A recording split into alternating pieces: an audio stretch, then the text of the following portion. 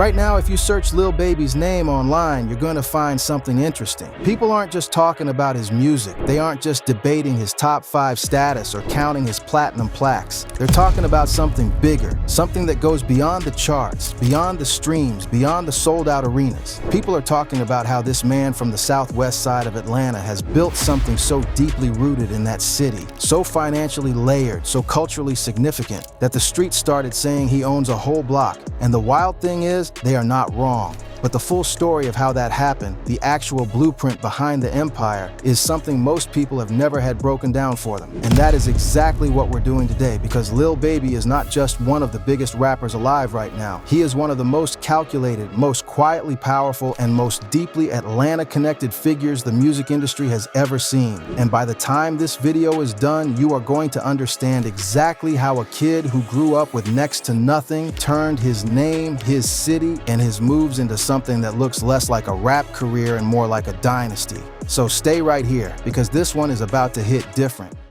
Yo, what's good, fam? Welcome back. And if you're new here, you are landing on the right video at the right time. Today we are going deep on Dominique Armani Jones, the man the world knows as Lil Baby. And we're not doing the surface level stuff. We're not just recapping the hits. We're breaking down the full architecture of what this man has built. From the block he grew up on in Oakland City, all the way to the businesses, the labels, the real estate, the brand deals, and the kind of community influence that money alone can't buy. This is the full picture, and it starts where every Atlanta story starts, with the city itself. Atlanta is not just a place. Anyone who has ever spent real time in that city will tell you it is a living, breathing force. It is a city that has produced more generational rap talent per capita than almost anywhere else on earth. It birthed Outkast, T.I., Ludacris, Gucci Mane, Young Jeezy, Future, Young Thug, 21 Savage, Gunna, and now Lil Baby. But Atlanta is also a city of severe economic contrast. Gleaming towers and luxury developments exist just miles away from neighborhoods where opportunity is scarce, and the pressure to survive on the streets is absolutely real.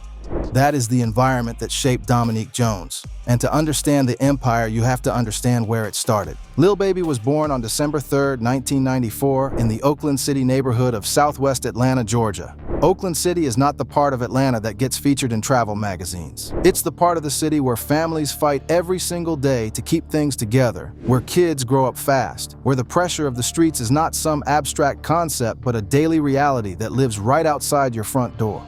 Dominique grew up in a single-parent household. His father left the family when he was just 2 years old, leaving his mother to raise him and his 2 sisters on her own. That kind of foundation, that kind of early absence leaves a mark. And for Dominique, it translated into a restless energy that the school system was never going to be able to contain. He was not a kid who struggled with intelligence. By multiple accounts, he was actually bright. He picked up numbers fast. He understood patterns. He had a kind of street IQ that the people around him could see even when he was young. But the academic environment was never where he was going to find his footing. He dropped out of Booker T. Washington High School in the 9th grade, and from there, the streets became his classroom. He started dealing drugs. He started running in circles where making money fast felt more real than any long-term plan somebody in a suit was going to lay out for him. By his early teens, he was already catching charges. In early 2012, he was hit with possession with intent to sell. In 2013, another marijuana charge. And in 2014, he was arrested again on charges of possession with intent to sell, and this time it resulted in incarceration. He was locked up for 2 years. Now here's the thing about that prison stint. A lot of people would look at that moment in his life as the lowest point. And in many ways it was, but it was also the turning point, because while Dominique Jones was behind bars, something was shifting in him. He was sitting with himself in a way that the streets never allowed. He was thinking. And when he came home in 2016, he came back different, not soft, not broken. Different in the sense that he now had a clarity about what he wanted his life to look like, even if he did not yet fully know how to build it. Here's where the story of Lil Baby, the rapper, actually begins. When he came home from prison, the world around him had changed. The friends he had grown up with in the music industry were moving. Quality Control Records, the label that would eventually become one of the most dominant forces in Atlanta hip-hop, was operational. Coach K, the label's co-founder and a man who had been in Baby's orbit even before his incarceration, believed in what he saw in this kid. He had told people that Dominique had the swag, the lingo, and the respect around the city. And when Baby came home, Coach K pulled him into the studio, not as a guest, not as a visitor, as an artist. At first, Lil Baby was not even trying to rap. He was hanging around the Quality Control studios because that's where the movement was. And he was still the same guy who people respected on the street. He would be in those sessions while Migos were cutting records, while other QC artists were grinding out their early projects. He was observing, and then he started rapping, and almost immediately, the people in that building knew something was there. Young Thug took him under his wing.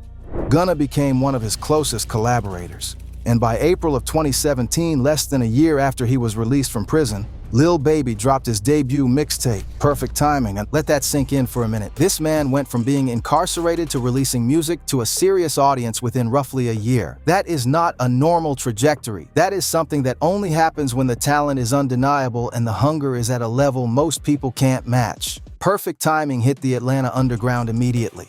People were talking. The authenticity was right there in every bar. This was not somebody performing a character. This was somebody living what they were rapping about, translating real life into music with a flow and a cadence that felt completely natural. And just like that, the machine started moving. He did not slow down. He released Harder Than Hard in August of 2017. Then came the collaborative tape with Marlo, his close friend and fellow Atlanta rapper, titled To the Hard Way, in October of the same year. And then in December of 2017, Too Hard dropped, led by the single Freestyle. That song caught fire. The music video racked up hundreds of millions of views on YouTube, and Freestyle was more than a hit. It was a statement. It told the world that Lil Baby was not going anywhere and that Atlanta had another voice that was going to matter on the national stage. But here's where it gets real. 1994, Baby coming into his own at 23 years old, releasing 4 projects in less than a year, building a fan base from nothing and doing it all with that unmistakable Atlanta rawness that you cannot manufacture. The streets were already locked in. Now it was time for the mainstream to catch up. And in 2018, it did. Harder Than Ever, his debut studio album, dropped in May and debuted at number 3 on the Billboard 200. The album had features from some of the biggest names in the game, including Drake, and the single Yes Indeed with Drake peaked at number 6 on the Billboard Hot 100. That was the crossover moment. That was the song that introduced Lil Baby to fans who weren't necessarily plugged into the Atlanta underground. Yes Indeed was everywhere. Radio, playlists, at the cookout, at the club, in people's cars at 2 in the morning. It was the kind of record that doesn't just chart, it gets embedded into a cultural moment. But Baby was not done in 2018 by a long shot. Later that year, he linked with Gunna for the collaborative mixtape Drip Harder, and that project produced one of the defining records of that whole era in hip-hop. Drip Too Hard. That record went on to be certified diamond by the RIAA Diamond. For context, that is 10 times platinum. That means 10 million units sold or equivalent, in a landscape where albums go platinum and people celebrate. Drip Too Hard went diamond. It peaked at number 4 on the Billboard Hot 100, and it turned Lil Baby and Gunna into one of the most iconic duos that Atlanta had produced since the golden era of the city's sound. That same year, Street Gossip dropped and debuted at number 2 on the Billboard 200. This is the kind of consistency that separates superstars from artists who have a moment. Lil Baby was not having a moment. He was building a career, bar by bar, tape by tape, record by record. And what made it even more powerful was that every piece of music he released felt like it was coming from the same authentic place. He was not reinventing himself to chase trends. The trends were chasing him. Then came 2020. And fam, My Turn changed everything. My Turn is one of those albums that you can point to as a genuine cultural landmark.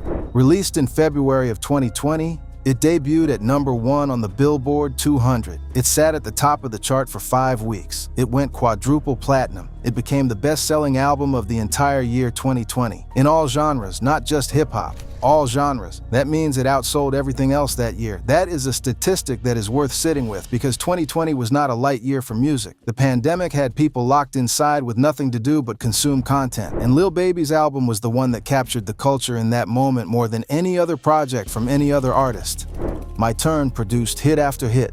Whoa, We Paid with 42 Doug, Some to Prove. The album featured appearances from Gunna, Future, Lil Uzi Vert, Lil Wayne, Young Thug, and Moneybagg Yo. It was a celebration of Atlanta's reach and influence, a project that showed how many lanes Baby was moving through simultaneously. And then in June of 2020, amidst the protests following the murder of George Floyd, Lil Baby did something that nobody expected from him at that level of commercial success. He dropped The Bigger Picture. The Bigger Picture was not just a rap record, it was a statement. It was a politically charged, emotionally raw, deeply personal song about police brutality, systemic racism, and what it means to come from where he came from and watch the world respond to Black Death the way it did in 2020. The song debuted at number 3 on the Billboard Hot 100. It received 2 Grammy nominations. And Baby donated the proceeds to charitable causes and organizations fighting for criminal justice reform. He took a moment that could have just been a musical win and turned it into something that connected him to his community on a level that no amount of platinum records could manufacture. That authenticity carried into 2021. He collaborated with Lil Durk on The Voice of the Heroes, a joint album that debuted at number 1 and further cemented both artists as the 2 most consistent forces in modern rap. And then he was featured on Hurricane with Kanye West and The Weeknd. That collaboration won him the Grammy Award for Best Melodic Rap Performance, his first Grammy. And for a man who had watched the Recording Academy overlook him, even when My Turn was the best-selling album of the year, that win meant something, not just as a trophy, but as a validation that the culture had finally caught up to what his fan base already knew. In 2022, It's Only Me came out and became his 3rd consecutive number 1 album on the Billboard 200. 3 albums, 3 number 1s. That is an achievement that puts him in a very short list of artists in the entire history of recorded music. And then in January of 2025, Wham debuted at number 1 as well, extending that streak and proving that his commercial dominance has not slowed down one bit. Now let's talk about the money, because the music has translated into financial success on a level that most people do not fully grasp. Streaming alone has generated massive revenue. In 2020, his streaming income was reported to be in the range of $9 million for that year alone, driven largely by the dominance of My Turn. His feature-verse rate, the amount he charges to appear on someone else's song, went from around $100,000 early in his career to somewhere between $300,000 and $350,000 per verse by 2024. He charges over $400,000 per show for live performances. His brand partnerships include deals with Budweiser, Mountain Dew, and Lynx, adding endorsement revenue on top of everything else. His net worth estimates vary across different sources, but the broad consensus places him somewhere in the range of tens of millions of dollars, a figure that continues to grow annually. But here is the real kicker though. The music money, as impressive as it is only one layer of what Lil Baby has built. And this is where the conversation about owning a block, about building an empire in Atlanta, starts to make complete sense. Because somewhere between the platinum plaques and the Grammy stages, Dominique Jones started thinking like a businessman. Not just a rich rapper, a businessman. Let's start with his label. Lil Baby founded 4PF, which stands for 4 Pockets Full, in 2017, the same year he released his first mixtape. He was simultaneously launching his music career and building the infrastructure to develop other artists. 4PF signed rappers 42 Dugg and Rilo Rodriguez, giving Baby a stake in the careers of other artists who would go on to generate significant cultural impact and commercial success. But Baby did not stop there. In August of 2023, he leveled up the entire operation by launching Glass Window Entertainment, a new record label in formal partnership with Capitol Music Group and Motown Records. This was not just a name change. This was Baby stepping into the room as a full industry partner with major label backing, putting him in a position where he had access to distribution, marketing infrastructure, and resources that independent labels have to fight for. The debut signee under Glass Window was Rilo Rodriguez, who came with him from 4PF, and the deal was reported to be worth multiple millions. This is what moving like a CEO looks like. Then there is the Seafood Menu Restaurant and Lounge, which opened its doors in Atlanta in July of 2023. Located on Martin Luther King Jr. Drive in Southwest Atlanta, near the Atlanta University Center, this was not a celebrity vanity project. This was a carefully planned business venture. Baby partnered with restaurateur Chad Dillon, who had an established reputation in Atlanta's dining scene, and he brought in his sister Daja Jones as a business partner, keeping the operation within the family. The interior design was handled by a renowned black female designer who brought Baby's vision to life while paying homage to Atlanta's hip-hop heritage. The restaurant features 7 signature butter sauces, a menu that blends classic Southern seafood dishes with unique twists, and an atmosphere built around the culture and history of the city it sits in.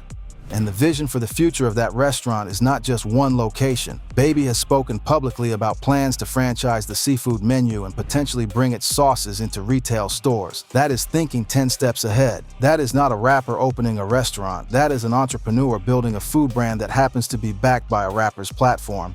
On the real estate side, Lil Baby has made a series of strategic property investments, particularly in Atlanta. He owns a luxury mansion in Atlanta that is valued at over $5 million. He reportedly holds additional investment properties across Georgia used for rental income and to house family members. But the piece of the real estate story that carries the most weight symbolically is this. He has gone back and purchased property in his old neighborhood, the same blocks where he came up, the same areas where he once hustled to survive. He has bought stores in those areas. He has put money back into the physical landscape of Oakland City and the surrounding communities in Southwest Atlanta. And that is not just a business decision, that is a statement about who he is and where he came from. When an artist goes back and owns the corners where they once just tried to make it, that is where the phrase owning a block stops being hyperbole and starts being documentation. For people who might not fully understand what it means when the streets say someone owns a block or built an empire in their city, let me break it down for y'all. It is not always a literal statement about deeds and property titles, though in Baby's case, some of it literally is. It is a reflection of concentrated influence. It is the recognition that when a person's name, money, presence, and business activity are deeply embedded in a specific place, they shape the reality of that place, whether they are standing on the corner or not. Baby employs people from his community. He opens businesses that bring commerce and visibility to neighborhoods that are often overlooked by mainstream economic development. He gives back through donations and programming. He creates opportunity through his label. He builds relationships with local institutions. All of that together is what the streets call ownership, because ownership is not just about what is in your name, it is about what would be missing if you were gone. And here is what makes Baby's situation even more specific and more powerful than your average celebrity relationship with their hometown. He never left Atlanta in the ways that sometimes happen when artists blow up and move to Los Angeles or New York or wherever the industry pulls them. Atlanta is still his base. Atlanta is still where his family is, where his businesses are, where his children are growing up, where his roots are planted. That ongoing, active, daily presence in the city is part of what makes the empire feel real, rather than just something that exists on paper or in interviews. He didn't get rich and disappear. He got rich and stayed. Now let's talk about how he moves on a day-to-day level, because the lifestyle that Lil Baby maintains is its own kind of statement. The cars are part of the legend. He has been seen in Lamborghinis, Rolls Royces, Bentleys, custom builds worth well over $250,000 each. The fashion is intentional. High-end designer labels, Louis Vuitton, Celine, Moncler, brands that signal both taste and financial status. The travel is global. He is someone who can be in Atlanta one week and in Europe the next, performing for massive audiences who have been waiting to see him live. His home in Atlanta is reportedly equipped with a recording studio, custom design elements, and the kind of space that reflects both the success he has achieved and the desire to stay close to the city that built him. But what separates Baby's lifestyle from being just a display of wealth is the way it sits alongside his values. He is a father to 2 sons, Jason and Loyal. And by all accounts, being present for his children matters deeply to him. He has spoken about not wanting to be the absent father that he experienced growing up. He wants to break that cycle. And in a career built on transformation, that personal transformation, from a young man who grew up without a father to a man who is determined to show up for his kids, is maybe the most powerful one of all. There is also the educational dimension that a lot of people slept on. Lil Baby completed the Launching New Ventures program at Harvard Business School. Let that land for a second. The same man who dropped out of high school in the 9th grade, the same man who was incarcerated in his early 20s, walked through the doors of Harvard University and completed a business education program. That is not just a feel-good story. That is evidence of a mindset. It shows that at every stage of his career, Baby has been working to sharpen the tools he needs for the next level. He is not content to be an artist who writes good songs. He wants to understand business at the highest level so that nobody can take advantage of him and so that every move he makes is calculated. And then there is the community engagement side. In 2020, when he released The Bigger Picture, he donated the proceeds to bail funds and criminal justice reform organizations. He has paid tuition and college application fees for students in Atlanta who could not afford them. He has launched scholarship initiatives and job readiness programs for young black men in Georgia. He visited the White House to discuss social justice reform. He has used his platform not just to flex, but to fight for the people who look like him and come from where he comes from. That is what separates an artist from a leader. Now, this is where we gotta go even deeper, because the empire does not stop where most people think it stops. The restaurant, the label, the real estate, those are the chapters that made headlines.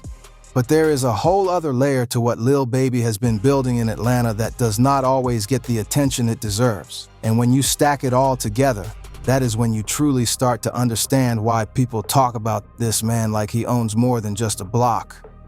Let's talk about the money at the macro level first, because the numbers are staggering when you lay them out flat.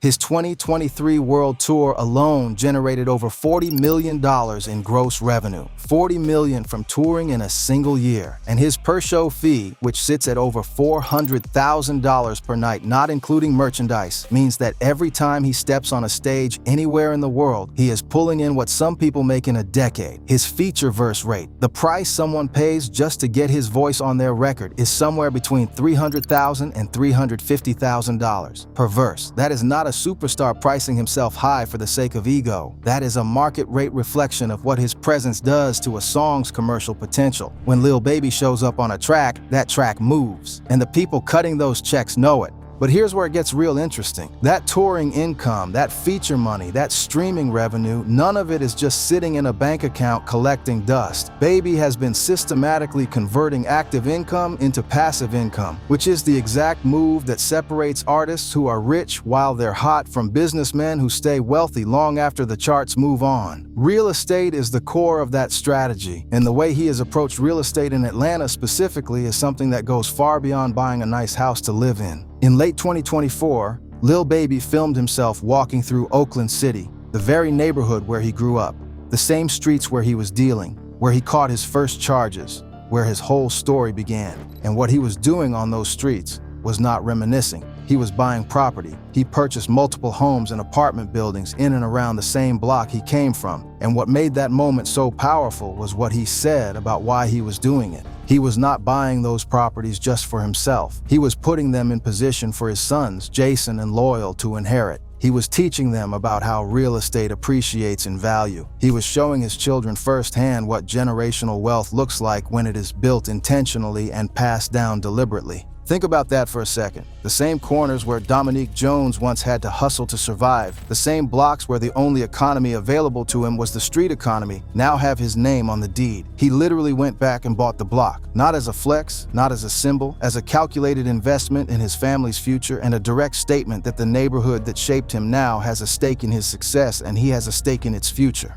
That is what ownership looks like when it is rooted in something real. And it does not stop with real estate and restaurants. Lil Baby's 4PF brand, which stands for 4 Pockets Full, was never just a label name or a clothing line concept. It is a philosophy. 4 Pockets Full means everyone around you eats. It means the wealth does not stay concentrated in one person's hands. It means you build something big enough that it creates opportunity for the people in your orbit, and he has lived that out. Through Glass Window Entertainment, through the restaurant that employs people from his community, through the back-to-school events that directly serve the families in his old neighborhood, through the scholarship he launched at his own former high school, Booker T. Washington. He launched a scholarship for the same school he dropped out of. That is a full circle that most people never complete. And then there is the Jones Project, his official nonprofit organization, which he launched in 2025 to formalize the community work he had been doing informally for years. The 5th annual Back to School Fest, hosted through the Jones Project at West End Production Park, right in the heart of his old neighborhood, served over 4,000 students and families. Free shoes, book bags loaded with supplies, school uniforms, haircuts, braiding services, carnival games, pop-up classrooms, food from local restaurants, all of it free. All of it in the West End. And what separated this event from the typical celebrity charity appearance was that Baby did not just write a check and send a team. He showed up. He was there. He took photos with every kid who ran up to him. He stayed for the whole event. A parent in attendance said it directly. She said a lot of artists just throw money and don't really come to these types of events, but he came and actually stayed and showed face. That presence, that decision to physically be there and be seen by the kids in his community is a form of investment that no dollar amount can fully capture. He has also partnered with Foot Locker to fully refurbish the basketball court at Oakland City Park, the park in his old neighborhood where kids grow up playing ball and trying to find something to hold on to. 200 bikes distributed to neighborhood children, laptops and school supplies given out through his foundation events, scholarships for students who could not afford to pursue higher education. These are not random acts of charity. These are coordinated, repeating investments in the human capital of the community he came from. And when a neighborhood's children are better equipped, better educated, better supported, the value of the community itself rises. And Baby owns property in that community now, so his philanthropic investment and his financial investment are actually working in the same direction simultaneously. That is a level of strategic thinking that goes beyond what most people give him credit for. Now add all of this up. The streaming income that runs 24/7 whether he is awake or asleep, the publishing royalties that generate quarterly checks from every mechanical stream, every radio play, every licensing deal, the label revenue from Glass Window Entertainment with artists like Rilo Rodriguez operating under a multi-million-dollar deal at the Capitol and Motown level, the restaurant and its franchise ambitions, the real estate portfolio in Atlanta appreciating in value as the city continues to develop, the brand partnerships with Budweiser, Mountain Dew, and Lynx, generating endorsement income on top of everything else. The Harvard business education sharpening his ability to evaluate deals and protect himself in rooms where people historically tried to take advantage of artists who didn't know better. When you stack all of that together, you are not looking at a rapper who got rich. You are looking at a diversified economic entity that happens to have a rap career at its center. Now let's zoom out one more time, because this is the point in the conversation where it's worth reflecting on what the Lil Baby story actually means beyond just one man's biography. Because the way the music industry works has fundamentally changed. In the era of Jay-Z and the early moguls, the idea of a rapper becoming a businessman was mostly discussed in terms of clothing lines,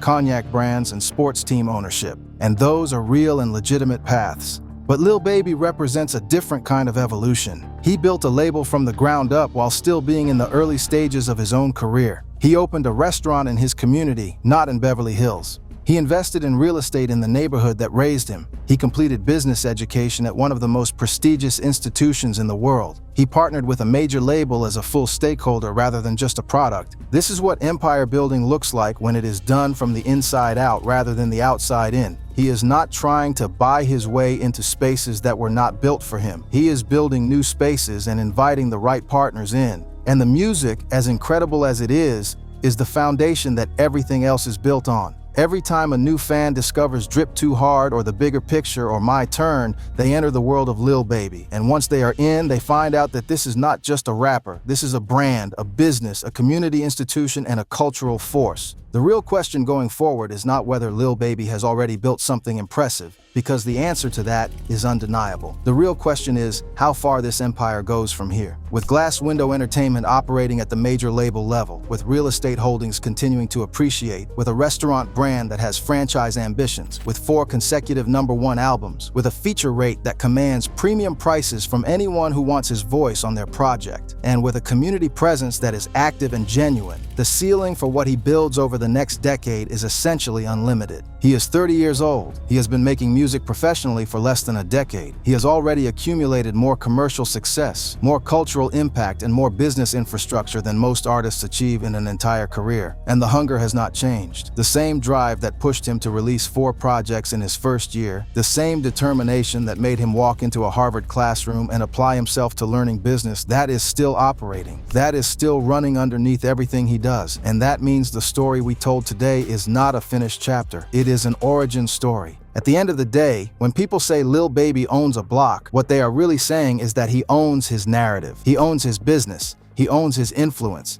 He owns his relationship with Atlanta. He owns his legacy. He came from a place where the odds were stacked against him in every direction, where the absence of a father and the presence of the streets set a trajectory that most people never escape. And he not only escaped it, he went back and bought it. He went back and employed people from it. He went back and built in it. That is what ownership looks like when it is real. Not a deed on a piece of paper, not a luxury house behind a gate, but a man who came from nothing, built something massive, and stayed rooted in where he came from while doing it. That is the empire. That is the block he owns. And that is why, when you search his name and you see people talking about Lil Baby and Atlanta in the same breath as power and influence and business and legacy, they are not exaggerating. If anything, they are still catching up to the reality of what Dominique Armani Jones has already built and what he is still in the process of building every single day. What are your thoughts on Lil Baby's legacy and how far his empire can grow from here? Drop it in the comments. I want to hear from y'all. And if this video gave you something to think about, you already know what to do. Tap the video on screen and let's keep the conversation going.